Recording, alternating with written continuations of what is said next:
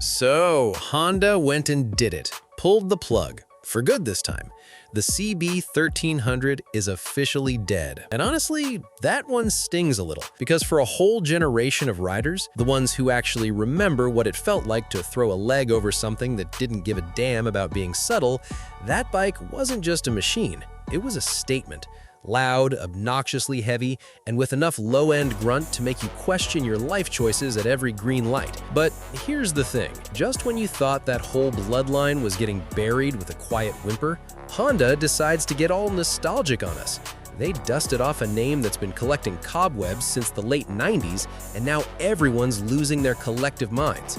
Welcome back, X4. Yeah, that X4. The one most of you have probably never even seen in person. Okay, full disclosure, if that name doesn't ring a bell, don't beat yourself up. Honda barely shipped this thing anywhere outside Japan back in the day, so it's not like you missed some massive marketing blitz.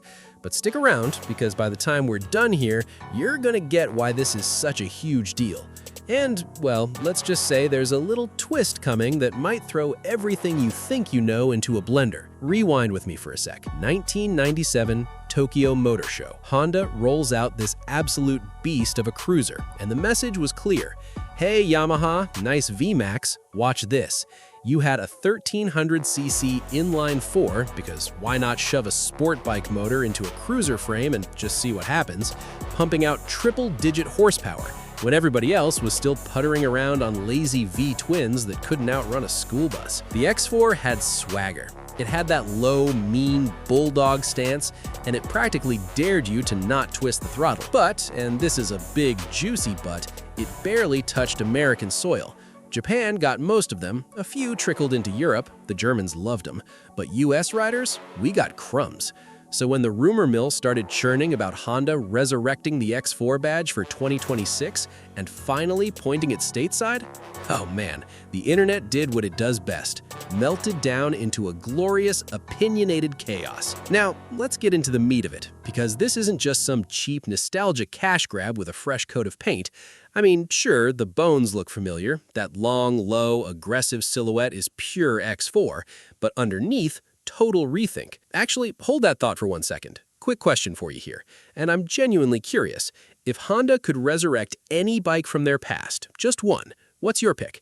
Pause and drop it in the comments, because I've got a feeling half of you are going to change your minds in about 5 minutes. Anyway, back to it. The new X4 is keeping that brawny, muscle cruiser identity, no doubt, but they're giving the guts a serious 21st century makeover. Liquid-cooled inline-4, check, but now we're talking modern fuel injection, ride-by-wire throttle, and emissions tech that won't get it banned in California before it even hits showrooms. Power numbers floating around are back in that triple-digit range, so yeah, don't get cocky at a stoplight. This thing will still humble you. Chassis-wise, this is where my eyebrows went up. Word is they're using a stiffer steel frame, a welcome change from the original's kind of floppy setup, paired with fully adjustable suspension front and rear. And thank God, because braking's apparently getting a massive upgrade too. Dual front discs with radial mount calipers and modern ABS, because nobody, and I mean nobody, wants 2026 horsepower attached to 1997 anchors. That's just survival instinct.